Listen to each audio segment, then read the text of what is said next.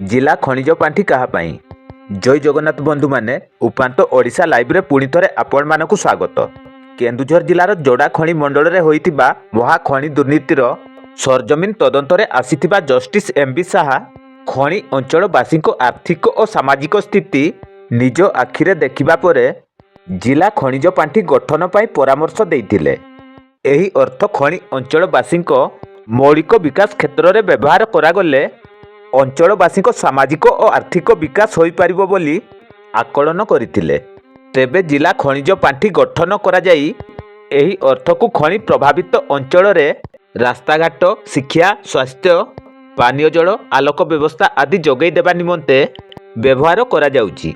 मात्र जिला खनिज प्रतिष्ठान अर्थरु कोटी कोटी टंका विभिन्न प्रकल्प कार्य खर्च करा जाउथिले मध्य एहा द्वारा खनि प्रभावित अंचलवासी विशेष उपकृत होई पारुनथिबा मत प्रकाश पाउची।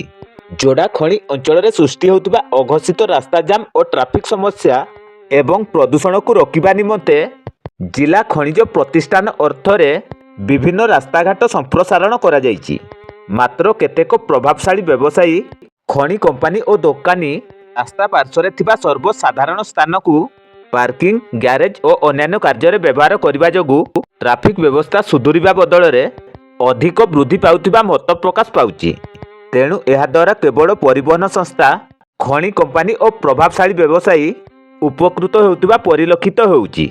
जोड़ा ब्लॉक रो अनेक उपांत अंचल को आज मध्य बिजुली आलोक पहुंची पारि नथिबा बेले ग्रामवासी यातायात सुविधा निमंते गत 5 वर्ष पूर्वे सौर चालित स्ट्रीट लाइट लगा जाइथिला। तेबे रक्षणाबेक्षण अभावरु वर्तमान प्राय 80% स्ट्रीट लाइट अचल हो पड़िथिबा जଣା पड़िछि। मात्र एहार मरामती निमंते प्रशासनर दृष्टि आकर्षण करा जाउथिले मध्य कौनसी पदक्षेप निया जाउ नथिबा केतेक पंचायत प्रतिनिधि प्रकाश करिसंती।